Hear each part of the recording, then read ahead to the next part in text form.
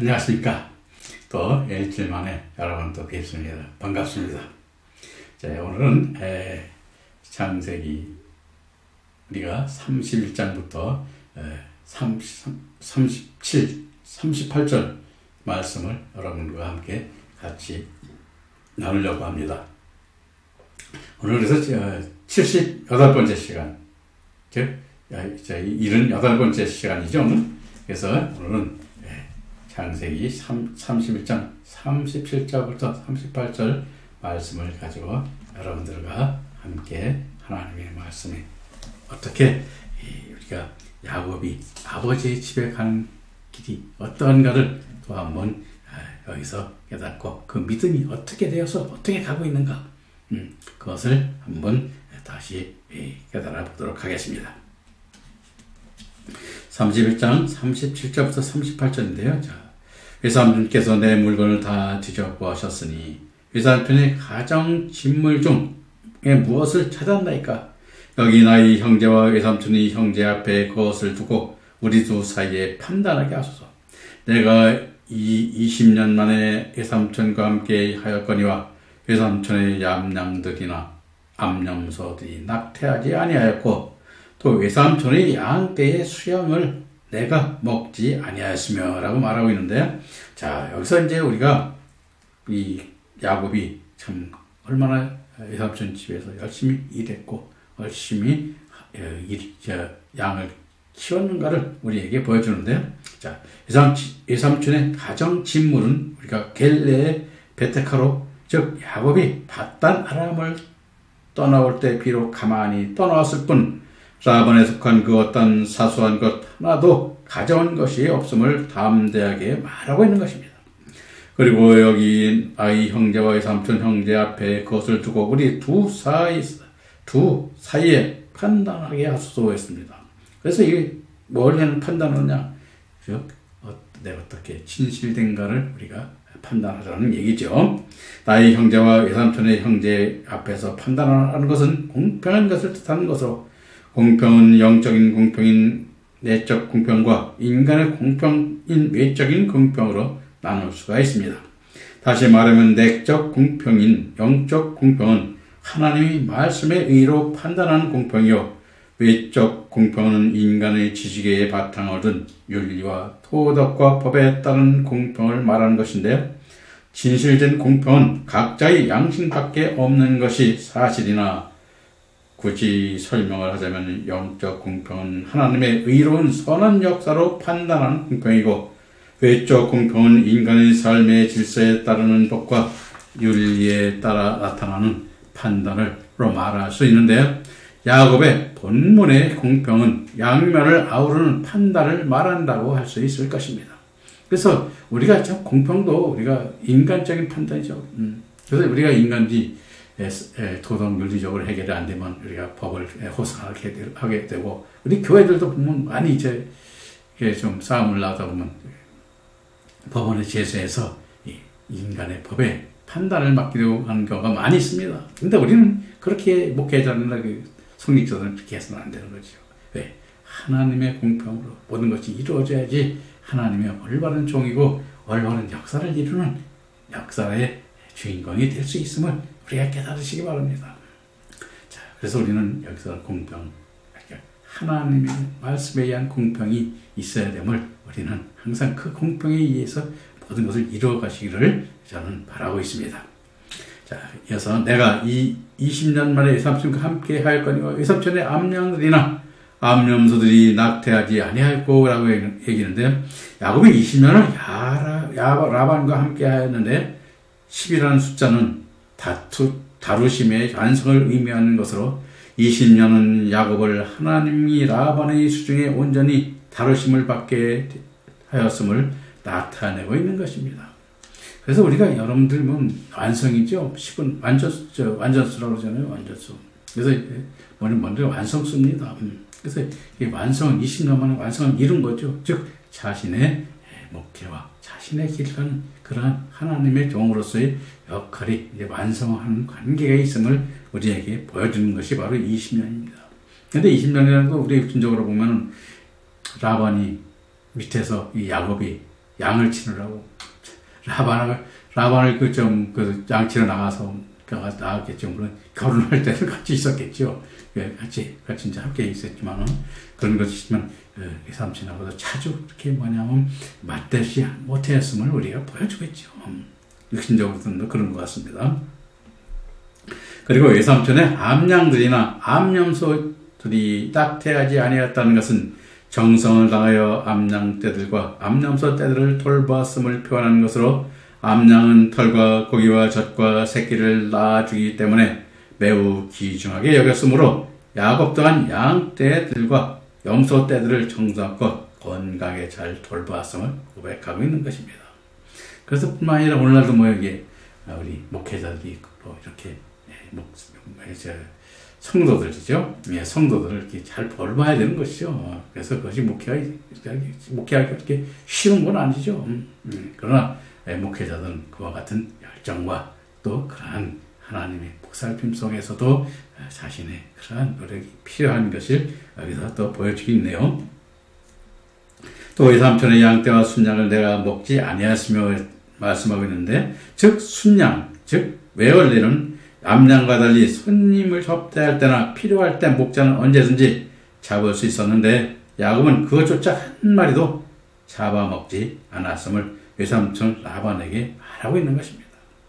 그래서 이와 같이 잡아먹고 안 먹고 문제가 아니라 뭐가 필요한 것은 우리가 써야 되는데 그와 같이 우리가 필요하지 않고 자기한테 허락된 것도 라반의 그 양을 잡지 않았다는 그 야곱의 그러한 고백은 참으로 오늘 우리도 할 수 없는 것입니다. 저는 할 수 없을 것 같아요. 지금도 별로 이렇게 해본 적이 없습니다만은. 그래서 여러분들은 좀 야곱같이 그러한 목회를 하시기를 바랍니다. 즉 양은 이사야서 53장 7절에서 그가 곤욕을 당하여 괴로울 때에도 그 입을 열지 아니하였으며 마치 도수장에 끌려가는 어린 양과 털 깎는 자 앞에 잠잠한 양같이 그 입을 열지 아니하였도다 하시면서 주님을 어린 양으로 비유하고 있고, 마태복음 10장 5절 6절에서도 예수께서 그 12를 보내시며 명하여 가라사대 이방의 길로도 가지 말고 사마리아인이 고을로도 들어가지 말고 차라리 이스라엘의 집 잃은 어린 양에게로 가라 말씀하시면서도 하나님께 속한 자녀들을 가리키고 있는데, 양은 비유로 하나님께 속한 모든 사람들을 나타내는 표현으로 야곱은 성경적으로 비록 양들은 라반에게 속한 양들이지만 자신을 위한 욕심으로 양육하지 않고 원래의 주인이신 하나님의 양으로 길렀음을 우리에게 고백하고 있는 것입니다. 그래서 오늘도 마찬가지입니다. 우리가 지금 저도 보면 그래요. 이 목사님들도 또 이렇게 저희가 아는 그 목사님들도 좀 있습니다만 전부 다 자기 성도들 자기 안에 가두려고 그래. 가두면 안 되는 거예요. 우리가 내가 그 이상 그 사람들을 양육시킬 수 없을 때, 믿음으로 더 큰 믿음으로 더 좋은 부활의 믿음으로 양육할 수 없을 때는 더 좋은 부활의 믿음을 가지고 가르치는 목사님들에게도 보내거나 그 목사님을 초청해서 그 양육을 해서 그 말씀을 듣게 해서 또 그들 그렇게 하나님의 아들이 되기까지 양육해야 되는데 그런 데가 별로가 없습니다. 제가 아직 그런 데를 보지는 못했어요. 보지만 맨날 구원받으라 30년을 해서 구원받으라. 하나님의 아들이 되고 의의 벌권을 받고 영광의 벌권을 받고 마지막 종들의 14만 4천의 종으로 이끄는 그러한 교회로 그렇게 양육하는 그러한 교회를 제가 보지는 못했습니다. 우리는 이제 그러한 최소한도 의의 벌권을 받을 수 있도록 참 양육하는 그러한 목회자들이 이제는 있어야 될 때가 왔다. 그렇게도 못하는데 지금 종말론을 쳤습니까? 언제 종말이 올지도 모르는데 여러분들이 종말을 하는데 말씀이 그렇게 이루어야 되는 것입니다. 왜냐하면 14만 4천한 종, 즉 마지막 때 순교까지 이끄는 그러한 말씀이 세상에 우리 교회 목회자들의 입에서 나올 때 정말이 때가 될 것입니다. 근데 아직까지 우리는 이 세상의 종말이 아니라 우리 인간의 종말인 것입니다. 우리 인간이 할머니 이 세상에 하나님께서 보내셔서 살다가 육신이 죽을 때, 그때가 우리 인간의 각자의 종말인 것입니다. 이 종말 때 나는 어떤 믿음으로, 어떤 말씀으로, 어떤 열매를 이 땅에 맺고 가는가? 성도를 많은 것이 아니라 이 땅에 의의 열매를 맺는 말씀, 또 영광에 이르는 하나님의 말씀, 또 14만 4천 종의 종으로서의 이끄는 그 말씀을 이 땅에 남기고 그 말씀을 듣고 깨달아 그 말씀을 또 전하는 그러한 역사를 우리는 이룰 수 있는 그러한 목회가 되어야 됨을 저는 여러분들에게 참 감히 그 말씀을 부탁드리고 그 믿음에 이르기까지 여러분 저 함께 노력하고 또 함께 그 길로 나가는 길을 찾기를 함께 하시기를 저도 간절히 부탁드리고 저도 그 길로 함께 가도록 노력하겠습니다. 자, 그러면 이어서 31장 39절부터 40절 말씀을 보겠습니다. 물려 지킨 것은 내가 외삼촌에게로 가져가지 아니하고 스스로 그것을 보충하였으며 낮에 도적을 맞았든지 밤에 조적을 맞았든지 내가 외삼촌에게 물어내었으며 내가 이와 같이 낮에는 더위를 무릅쓰고 밤에는 추위를 당하며 눈 붙일 겨를도 없이 지내었나이다 라고 말하고 있는데, 자, 여기서 보면은 물려치겠다는 것은 이제 우리가 여러분들이 보면 짐승이죠. 짐승이나 사랑하는 그런 것들이 붙죠. 그래서 우리가 보면 양치기들이 늑대들이나 뭐 이런 짐승들이 이제 와서 물려치긴 거죠. 그래서 물려치겠다는 것은 테라파로, 물론 야생 동물들의 축격을 받아 양을 빼앗기지 않기 위하여 싸웠다는 증거이지만 성경적으로는 악한 세력에 대해 고통을 당하여 죽는 것을 가리키는데, 악들의 근원은 수많은 뿌리를 가지고 있음도 우리에게 깨달아야 되는 것입니다. 그런데 크게 두 가지 근원을 보면, 첫째는 조상 대대로 후대에게 이어져 온 악들로 각자들에게 축적된 악이요, 둘째는 삶을 살면서 자신의 이익을 위하여 넣어진 악들인 것입니다. 즉 각각 자신의 동의로 수용된 악들을 우리에게 말하는 것입니다. 그리고 레위기 22장 8절에 의하면 저절로 죽었거나 짐승에게 물려 찢겨 죽은 것은 먹지 못한다고 하였습니다. 왜냐하면 그것은 부정하기 때문이라 하였습니다. 출애굽기 22장 31절과 에스겔서 44장 32절에서도 그렇게 기록하고 있습니다. 그러므로 야곱은 물려치긴 것을 라반에게 가져가지 않았습니다. 왜냐하면 악은 악을 부르기 때문인 것입니다. 야곱은 그것을 스스로 보충하였다고 하였습니다. 왜냐하면 스스로 보충하였다는 것은 하텐나로 하나님이 선함이 악으로부터 존재하여 나타내어지므로 그 하나님의 능력으로 보충하여졌다는 것을 뜻하는 것입니다. 그리고 낮에 도적을 맞았든지 밤에 도적을 맞았든지 내가 외삼촌에게 물어내었으며 했는데, 낮에 또는 밤에 도적을 맞았든지 하는 우케 누부티는 양을 다른 사람에게 빼앗기는 것을 뜻하는데, 성경적으로 영적 의미는 요한복음 10장 1절 이하의 말씀에 보면 예수님은 양의 문이요 목자라 하였으며 양의 문으로 들어가지 아니하고 다른 문으로 들어가는 자는 절도요 강도라고 말씀하셨습니다. 따라서 예수님은 구원의 문으로 예수님을 통하여 구원을 받고 꼴을 얻게 하신다는 것으로 예수님만이 선한 목자라는 말씀인 것입니다. 그러므로 예수님께서 구원해 주신 구원의 복음과 또 예수님의 구원을 믿는 사람들에게 성령을 부어주셔서 열매 맺게 하는 진리의 말씀을 바로 증거하여 구원시키고 그 꼴을 통하여 날마다 하늘의 영광을 받도록 인도하는 자가 선한 목자가 되는 것입니다. 만약 그렇지 아니하면 하나님께서 영광 주시기 위하여 영광의 상급을 예비하시고 이 땅에 상급의 열매를 맺게 하기 위하여 자녀들을 보내주셨는데, 하늘나라의 영광의 세계를 보여주지 못하고 세상 것만 보게 하고 육신적인 것에만 치우치게 하여 하늘나라에서 자녀들이 받아야 할 분깃을 받지 못하게 하면 도적질하지 말라는 계명에 걸리게 되는 것입니다.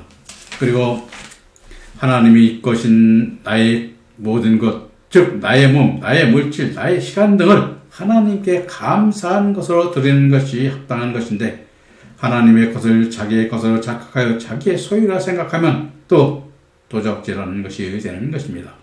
그러므로 남의 것을 귀히 여기고 정당한 방법으로 자기의 것을 취하라는 말씀을 통하여 하나님께서 하나님의 자녀들에게 입혀주실 하늘의 영광과 상급을 자녀들을 잘못 인도하여 그 영광이 자녀들에게 돌아가지 못하게 되면 도적질한 것이 된다는 말씀인 것입니다. 또 하늘의 상급을 받지 못하게 멸망길로 이끌어가면 상급을 강탈하는 자가 되므로 우리로 깨닫게 하는 말씀인 것입니다. 야곱은 자기 공로를 자랑하는 악한 가리킴을 의미하기도 하는 것입니다. 다시 말하면 사람이 자기 자신의 선함으로 구원을 받았다고 생각할 때 자기 공로에 속한 악한 존재함을 깨닫게 하는 말씀인 것입니다.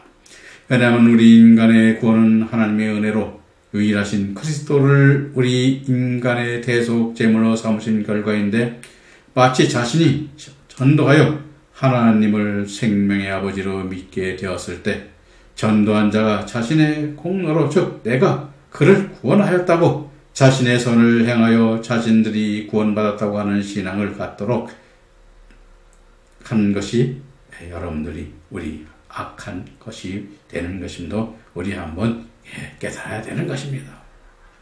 그리고 내가 이와 같이 낮에는 더위를 무릅쓰고 밤에는 추위를 당하며 눈 붙일 겨를도 없이 지내었나이다 했는데 낮의 더위는 호렙으로 땅이 갈라질 정도의 폭염과 열기를 의미하고 밤의 추위는 케라우로 얼음이 얼 정도로 추운 혹한을 뜻하며 무릅싸는 하칼은 먹다 삼키다의 뜻인데 성경적 의미로는 온갖 시험을 뜻하는 것으로 낮의 더위는 열정적인 하나님의 사랑을 나타내고 밤의 추위는 케라우로 어둠의 역사를 말하는 것으로 즉 야곱은 하나님의 역사하는 낮에는 하나님의 사랑의 열기로 양을 양육하였고 밤의 악한 세력이 역사할 때도 악한 세력들을 물리치기 위하여 잠을 잘 겨를이 없이 물리쳤음을 말하고 있는 것입니다. 그래서 우리가 이 말씀을 보면은 참 야곱이 어떤 믿음을, 어떤 생활을 하고 어떻게 그 하나님의 말씀을 참 이뤄가는 그 길이, 삶의 길이 참 고단하고 얼마나 참 힘들었는가를 짐작하게 하죠. 그래서 우리도 그 같은 것을 두려워하고 저도 그런 것이 참 이 말씀을 보면 참 제가 좀 부끄럽기도 하고 저도 그렇습니다만은 이와 같이 우리 목회자들이 얼마나 열정을 가지고 더 노력해야 될까를 여러분들 한번 깨달아 보시기 바랍니다. 여기서 31장 41절부터 42절 말씀을 보겠습니다. 내가 외삼촌의 집에 거한 20년에 외삼촌의 두 딸을 위하여 14년, 외삼촌의 양떼를 위하여 6년을 외삼촌을 봉사하였거니와 외삼촌께서 내 품값을 10번이나 번역하였으나 쓰니 우리 하나님 아버지 우리 아브라함의 하나님 곧 이삭의 하나님이 경외하는 이가 나와 함께 계시지 아니하셨다면 외삼촌께서 이제 나를 공수로 돌려 보내셨으리다마는 하나님이 나의 고난과 내 손의 수고를 감찰하시고 어젯밤에 외삼촌을 책망하셨나이다 말하셨는데 야곱이 외삼촌 라반의 집에 두 아내를 위하여 7년씩 14년을 일하였다고 했는데 그리고 6년은 외삼촌의 양떼를 위하여 봉사하였다고 하였습니다. 즉 성경은 무슨 일을 하든지 성실하게 할 것을 우리에게 권하고 있는 것입니다. 즉 골로새서 3장 22절부터 23절에 종들아 모든 일에 육신의 상전들에게 순종하되 사람을 기쁘게 하는 자와 같이 눈가림만 하지 말고 오직 주를 두려워하여 성실한 마음으로 하라. 무슨 일을 하든지 마음을 다하여 주께 하듯 하고 사람에게 하듯 하지 말라 말씀하시고 있고 마태복음 25장 21절에서는 그 주인이 이르되 잘하였도다 착하고 충성된 종아 내가 작은 일에 충성하였음에 내가 많은 것을 네게 맡기리니 네 주인이 즐거움에 참여할지어다 말씀하고 있으니 야곱의 일하는 것이 참된 봉사였음을 우리에게 보여주고 있는 것입니다. 그래서 여러분들도 마찬가지죠. 우리가 그거 같이 해줘야 됩니다. 근데 그렇게 못하는 경우가 많이 있죠. 그래서 우리가 하나님께 열정과 성과 다해서 우리가 하나님 역사를 이루어가야 됨을 또 우리는 또 여기서 또 다시 한번 돌아보게 됩니다.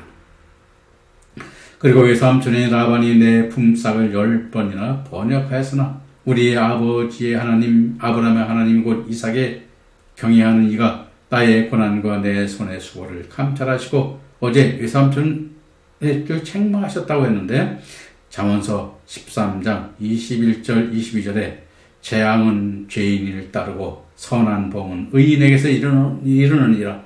선인은 그 산업을 그 자자손손에게 끼쳐도 죄인의 재물은 의인을 위하여 쌓느니라 하고 있고 히브리서 10장 34절에서는 너희가 갇힌 자를 동정하고 너희 산업을 빼앗기는 것도 기쁘게 당하는 것은 더 낫고 영구한 산업이 있는 줄을 알미라 말씀하시고 있으니 야곱에게 일어난 고난은 하나님께서 섭리하신 고난으로 가나안 땅에 이르게 하기 위한 시험임을 깨닫는 자는 복이 있는 자임을 우리들에게 보여주고 있는 말씀인 것입니다.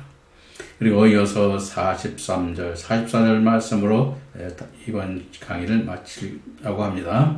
자, 라반이 야곱에게 대답하여 가로되 딸들은 내 딸이요 자식들은 내 자식이요 양떼는 나의 양떼요 내가 보는 것은 다 내 것이라. 내가 오늘날 내 딸들과 그 낳은 자들에게 어찌할 수 있으랴. 이제 오라 너와 내가 언약을 세워 그것으로 너와 나 사이의 증거를 삼을 것이니라 라고 말하고 있는데 이제 라반은 아직도 야곱의 아내와 딸들을 자식들과 양떼들과 보는 것들을 다 자신의 것으로 말하고 있습니다. 그러나 야곱은 라반의 딸을 얻기 위해 14년 동안 땀을 흘려 일한 대가의 소산물이고 양떼들 또한 고용주에게 따라 정당히 획득한 것임을 우리에게 보여주는 것입니다. 그러나 하나님의 개입으로 라반으로부터는 어떻게 할 수 없음을 알고 언약을 세워 그것으로 증거를 삼으려고 하고 있는데 즉 언약을 세운다는 니크레타 페리트는 이방인들이 세우는 동맹을 맺는 형태를 일컫는 것으로 라반이 언약을 세우는 원인은 첫째로 드라빔을 잃어버림으로써 후일 생길 수도 있는 재산 권리의 분쟁을 미연에 방지하기 위함이며 또 두 번째는 야곱이 가나안에 들어가 부강하여져서 혹시 과거의 부당한 처사에 대한 보복을 염려해서요. 세 번째는 야곱이 도망친 것이 아니라 라반이 합당에 보내주었다는 사실을 다른 사람에게 알림으로써 야곱을 박대하여 도망쳤다는 비난을 방지하기 위해서 말하는 것입니다. 근데 이 바로 방지하기 위한 것이 바로 뭐예요? 그래서 인간들의 인간들의 눈에 필요하고 인간들의 윤리적, 도덕적, 즉 인간들의 그러한 보기 좋은 그러한 것들을 여기서 우리가 꼽고 있는데 실질적으로 이것은 뭐냐면 우리는 이렇게 말하고 있지만 하나님의 뜻을 알아야 되는 것이죠. 하나님께서 이런 약속을 한 것은 바로 어떤 것입니까? 이제는 라반의 믿음에서 벗어나고 이제 하나님의 진정한 하나님의 아들이 되는 이삭의 믿음, 즉 번제 제물이 되는 하나님의 아들로서의 발걸음을 하게 되는 그 시작을 알리는 그러한 여기 언약이기도 한 것임을 우리는 뒤에서 이제 다음 시간에 그것을 깨닫게 될 것입니다. 다음 시간에 여러분 또 뵙도록 하겠습니다. 한동안 한 주일 동안 안녕히 계십시오.